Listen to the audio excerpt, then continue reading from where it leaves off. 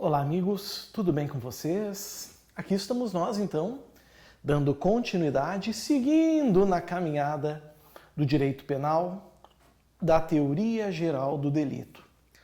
Nós já passamos do item número 1, em que nós vimos as espécies de infração penal. Até porque o título realmente, nos leva a isso. A teoria geral da infração penal. O delito ali é no sentido amplo. Agora nós vamos para o número 2. O número 2, meus amigos, eu vou colocar aqui no quadro. Vocês podem acompanhar aí no caderno de vocês. Vamos botar assim, ó. Sujeitos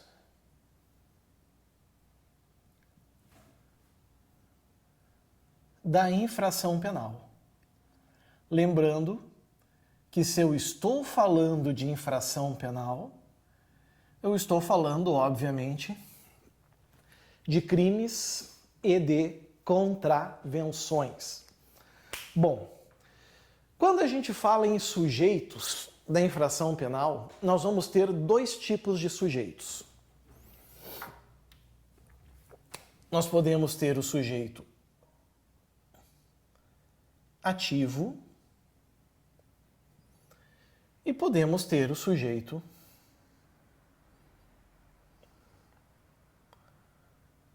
passivo. Aqui está, sujeito ativo, sujeito passivo da infração penal. Esse é o nosso objeto da aula de agora. Senhores, olhem só.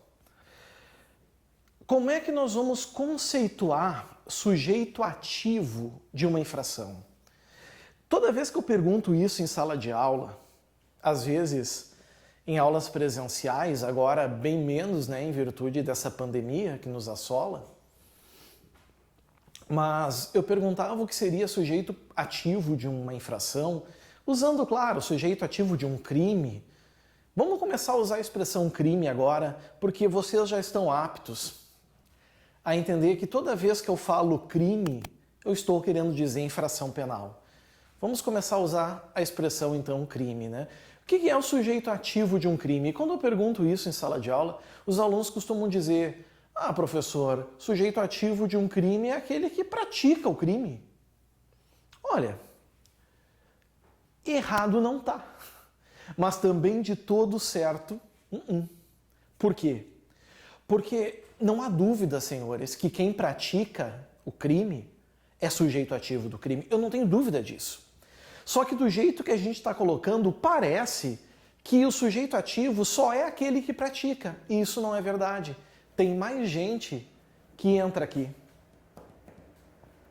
além daquele que pratica. Então o ideal é que eu bote como sujeito ativo aquele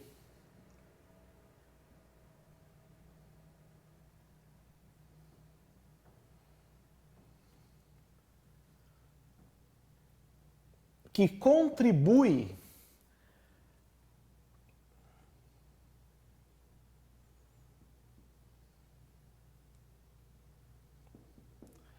para a prática de uma infração penal.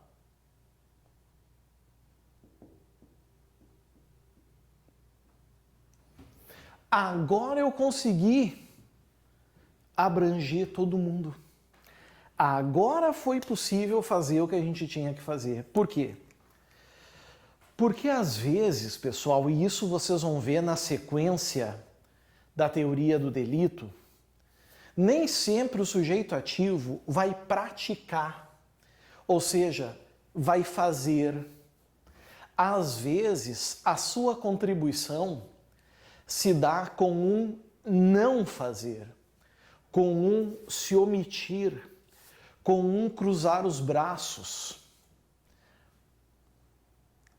Às vezes, esse cruzar os braços é uma omissão própria, ou seja, o tipo penal descreve um não fazer, como o caso da omissão de socorro. Às vezes, essa omissão se dá de forma imprópria, ou seja, o sujeito responde por uma força normativa. A norma, a lei diz que com a sua omissão ele tem que responder pelo resultado, que são os garantidores. Então, o não fazer também coloca um indivíduo no polo ativo de um crime. Se deram conta? Então, eu posso colocar nesse primeiro momento, aqui no polo ativo, uma ação, ou seja, um fazer, claro, né? Que é o praticar, matar alguém, dar a facada, efetuar o disparo, ou no caso do furto, subtrair para si ou para outrem coisa alheia móvel. Ou seja, aqueles que fazem. No estupro, aquele que realmente constrange, pratica o ato libidinoso usando da violência ou da grave ameaça. Isso é ação. Aliás, isso é a forma tradicional, né? A maioria dos tipos penais, a maioria das infrações penais traduzem uma ação. Mas o que importa é que o sujeito ativo vai responder por essa ação, porque ele fez. Mas também é importante lembrar, como eu disse a vocês, que pode ser a título de omissão. E lembrando, embora eu vá falar melhor disso mais para frente, essa omissão pode ser própria, inerente ao tipo, está lá no tipo penal, e ela pode ser também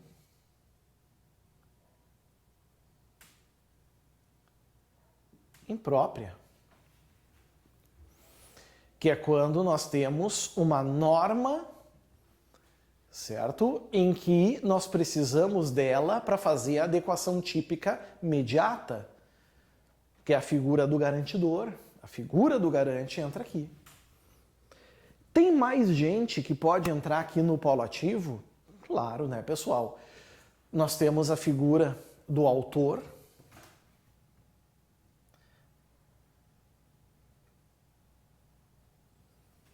que é aquele sujeito que pratica a conduta descrita no tipo penal. No homicídio, aquele que mata alguém, não é verdade? No furto, aquele que subtrai. No estupro, aquele que pratica a conjunção carnal. Está aqui. Todavia, aqui tem outro detalhe. Por isso que eu não poderia botar aquele que pratica, e sim aquele que contribui, porque nós podemos ter a figura também do chamado partícipe. Quem é o partícipe em um crime, em uma infração penal? O partícipe é aquele que contribui também para o crime, mas ele não pratica o comportamento criminoso.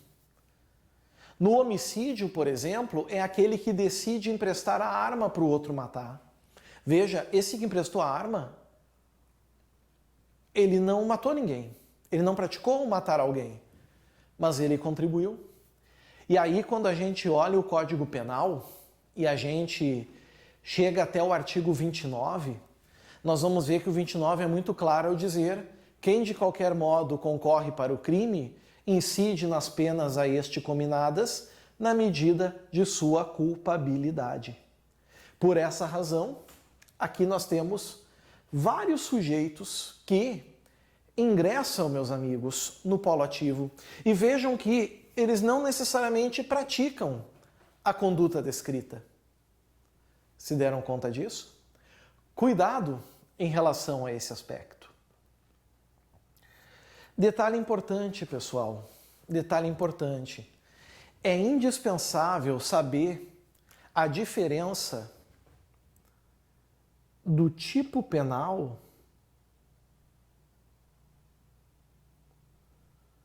para a norma penal.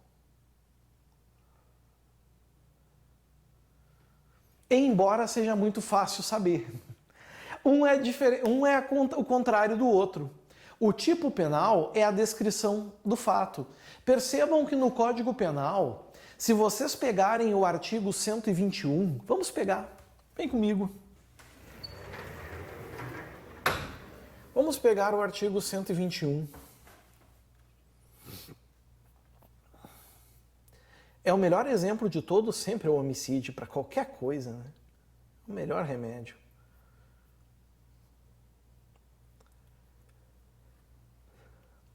Aqui está. Homicídio simples. Prezados, vejam. O que eu quero mostrar para vocês?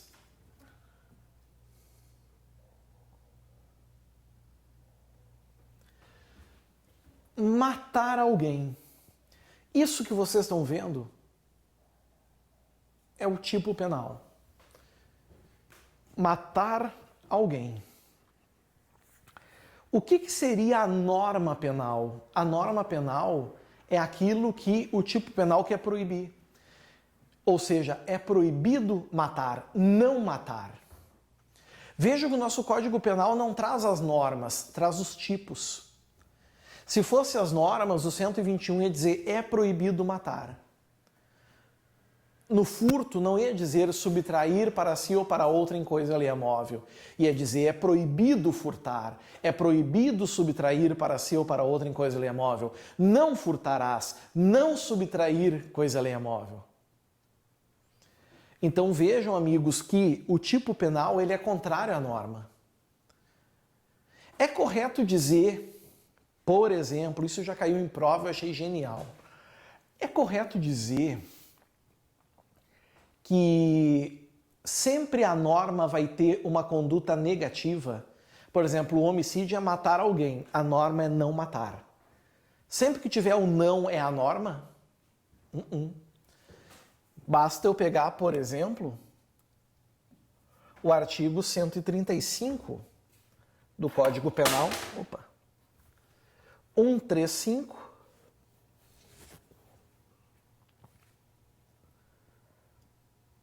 o artigo 135, meus amigos, é o crime de omissão de socorro. Vejam que o artigo 135, omissão de socorro, o tipo penal é o quê?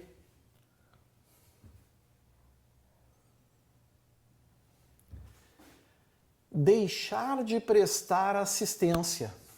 Ou seja, agora a conduta negativa, o não, está no tipo. A norma não vai trazer o não. A norma vai dizer socorra. A norma vai dizer preste assistência.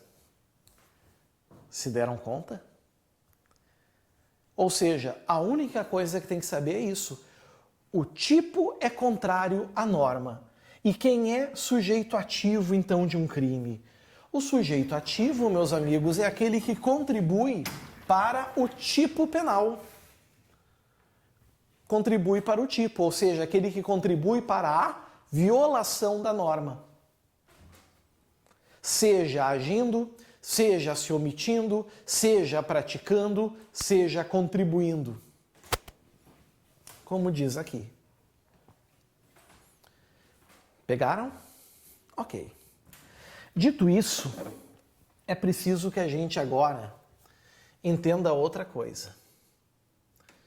E o que eu vou falar agora já caiu tanto em prova e quem sabe caia de novo.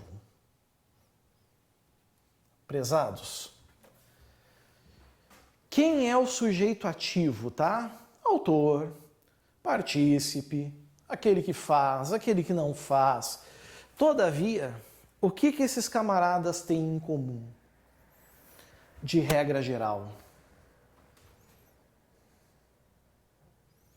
Eles são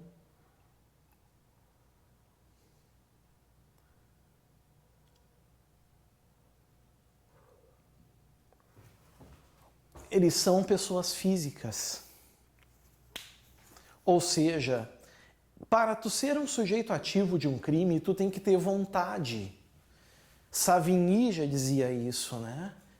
É preciso vontade, senão tu não consegue ser aquele que faz. Deixa eu só arrumar aqui. Se é aquele que faz, se é aquele que se omite, aquele que pratica, aquele que contribui. É a pessoa física, é o ser humano. Vocês não vão ver nunca, por exemplo, um animal ser uma pessoa física. Aliás, é óbvio, um animal ser sujeito ativo de um crime. Claro que o animal pode ser aquilo que nós chamamos de longa-manos, usar o animal como instrumento para a prática criminosa. Isso é possível. Mas ele ser o sujeito ativo, não há como. Não tem como imputar a ele. Não tem como imputar à natureza. Tem que ser pessoa física.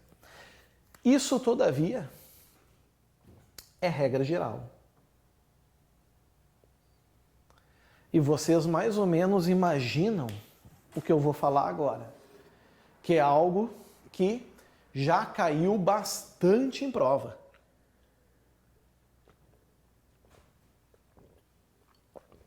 Olha aí como caiu. Do que eu estou falando? Sim. Vamos botar aqui assim, ó. Exceção. Pessoa jurídica.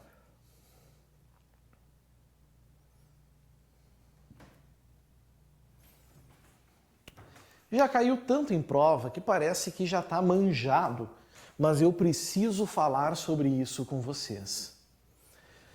A pessoa jurídica, pessoal, ela pode ser sujeito ativo de um crime? A resposta é sim, é possível. Porém, como está aqui, de forma excepcional. Ok? Que casos que é possível a pessoa jurídica? Bom, primeiro, surgiu a Constituição Federal de 88.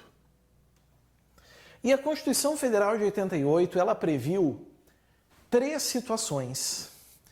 3 casos que a pessoa jurídica pode figurar no polo ativo, ou seja, ela pode cometer crimes. Obviamente, as pessoas que conduzem as pessoas jurídicas, as pessoas físicas conduzindo as pessoas jurídicas, só que a punição criminal vai ser para a pessoa jurídica. É que às vezes eu não sei se eu precisava dizer isso, né? Mas enfim, sempre é útil. Constituição Federal de 88. O que ela diz? Ela diz que poderia ser pessoa jurídica no polo ativo nos casos de crimes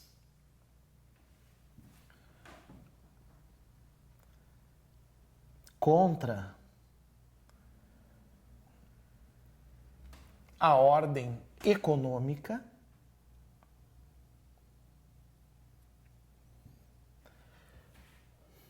os crimes contra a economia popular, aqui está, e os crimes contra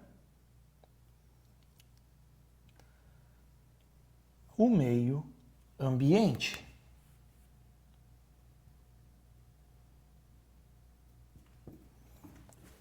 Aí está. Esses são os casos da Constituição. Só que, além de existir esse requisito aqui, é preciso um outro requisito. É preciso que existam leis ordinárias, ou seja, leis que estão abaixo da Constituição Federal, dizendo, meus amigos, como essas pessoas, primeiro, irão cometer esses crimes, como elas poderão ser responsabilizadas, senão fica impossível. E aí nós temos um problema. Hoje, 2020, essas 3 situações têm lei. Os crimes contra a ordem econômica estão na Lei 8.078 de 90. Os crimes contra a economia popular estão na Lei 1.533 de 51. E os crimes contra o meio ambiente estão na Lei 9.605 de 98. Deixa eu só conferir uma coisa. Uma pequena conferência.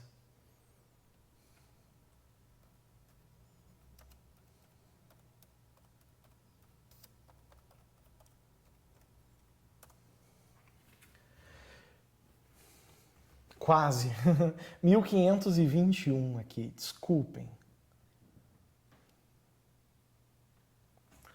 1521 de 51. Certo? Bom, o problema, meus amigos, é que na Lei 8.078 de 90, nada fala sobre a forma de sanção e prática de crimes pela pessoa jurídica, nos crimes contra a ordem econômica.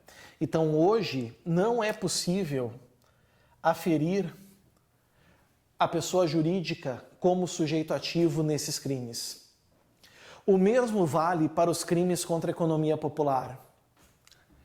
Nada na Lei 1521 de 51 diz. Agora, e na Lei 9.605 de 98? A Lei 9.605 de 98, sim, que são os crimes contra o meio ambiente. O único caso de pessoa jurídica que pode figurar como sujeito ativo de uma infração penal são esses casos aqui, de crimes contra o meio ambiente. Vamos ver na lei? Vamos lá na lei.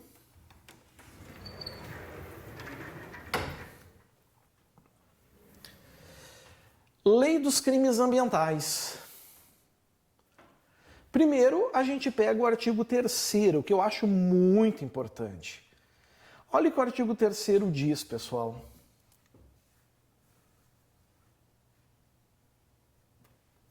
As pessoas jurídicas serão responsabilizadas administrativa, civil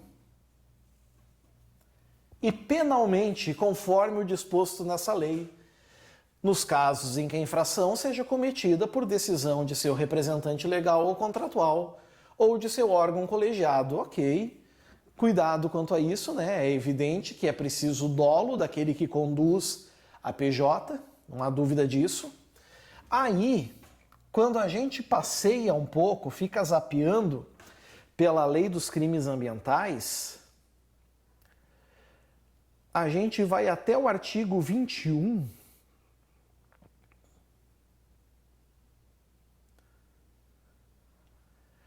e a gente vai encontrar uma coisa maravilhosa, fabulosa no artigo 21. Vejam o que ele diz. As penas aplicáveis isolada, ou seja, só ela, cumulativa, que é o E, ou alternativa, que é o ou a quem, as pessoas jurídicas, de acordo com o disposto no artigo 3º, são. Por quê, pessoal? Porque não tem como, por exemplo, aplicar pena privativa de liberdade à pessoa jurídica. Não tem como fazer uma cerquinha em volta do prédio para o prédio não fugir. Então tem que ser sanções que possam ser aplicadas à pessoa jurídica. Multa, eu acho que é a pior para a pessoa jurídica. É a que eles morrem de medo, é essa. Multa, restritiva de direitos, prestação de serviços à comunidade. Quem vai cumprir essa, obviamente, é o gestor. Penas restritivas de direitos, suspensão de atividades, interdição do estabelecimento, proibição de licitar, já pensou? Enfim, isso tudo são sanções para a pessoa jurídica. Logo vejam que quando surgiu a Lei 9.605 de 98, ela já veio pronta, de acordo com o que queria a Constituição Federal. A Constituição Federal gostaria que houvesse a punição da pessoa jurídica e a lei dos crimes ambientais já se prontificou a fazê-lo. Pegaram? Então, meus amigos, o que eu queria que vocês entendessem aqui dos sujeitos? Sujeito ativo, de regra, pessoa física. Pessoa jurídica pode fazer parte do polo ativo? Pode, desde que seja crimes contra o meio ambiente da Lei 9.605 de 98. Bueno, dito isso, a gente agora vai falar um pouquinho aqui do polo passivo. Quem é o sujeito passivo de um crime? E aí eu vou querer um pouquinho da atenção de vocês. Por quê, pessoal? Pelo seguinte, toda vez que eu pergunto isso, quem é o sujeito passivo, geralmente o aluno responde assim: sujeito passivo é aquele que é a vítima. É que dizer isso e nada é a mesma coisa. É um legítimo picolé de chuchu. Afinal de contas, quem é a vítima? Quem é o sujeito passivo? E aí eu gostaria de botar para vocês aqui o conceito. O sujeito passivo, senhores, é aquele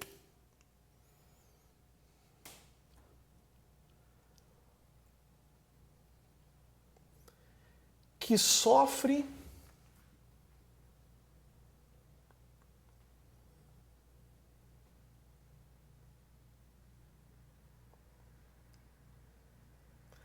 as consequências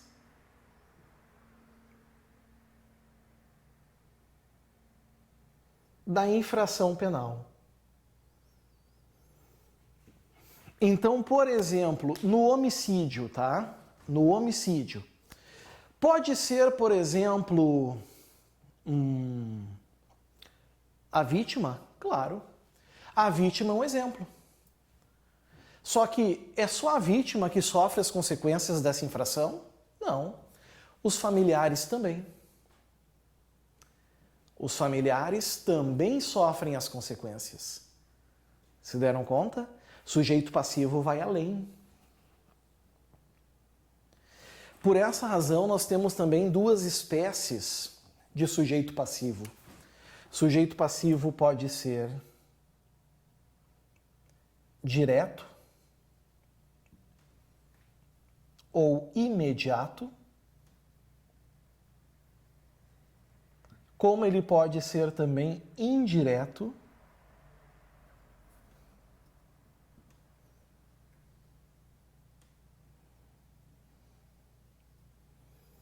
ou mediato. Certo? Sujeito passivo direto ou imediato, quem é? Sempre o Estado. Todo crime atinge o Estado. Por quê? Porque o Estado tem uma função, evitar que crimes aconteçam. Toda vez que um crime acontecer, o Estado é ferido. Então, esse detalhe já é importante. O Estado. Certo? O Estado. Começa por aí. Quem é o sujeito passivo, indireto ou imediato? Aí sim, é um particular. E ele é eventual, porque nem sempre vai existir. Por exemplo, tá? Por exemplo, na lei de drogas, o crime de tráfico de drogas, quem é o sujeito passivo? O Estado, direto. Perfeito. Mas e indireto? O sujeito passivo é indeterminado, é a coletividade. É incolumidade pública. Se deram conta? A mesma coisa são os crimes do Estatuto do Desarmamento. Não existe um sujeito passivo específico, é a coletividade. Nos crimes contra o meio ambiente, contra a fauna, é o animalzinho o sujeito passivo? Não. O animal nunca é sujeito passivo de um crime. Se deram conta? Nunca. Sujeito passivo tem que ser ou a coletividade ou uma pessoa. Então, nos crimes ambientais, é a coletividade. O morto pode ser sujeito ativo, sujeito passivo de um crime? Uma vez o aluno falou, pode, no homicídio, professor. Não, não. E por quê? Bom, por quê é uma coisa que eu vou falar na próxima aula. A próxima aula, meus amigos, nós vamos seguir esse ponto para concluir e já vamos entrar no ponto 3, importantíssimo, que são os elementos do crime, que é onde nós vamos já estar palmeando aqui a teoria do delito, certo? Os pontos principais. Então, agradeço a atenção de vocês e até a próxima aula. Valeu, até a próxima. Tchau, tchau.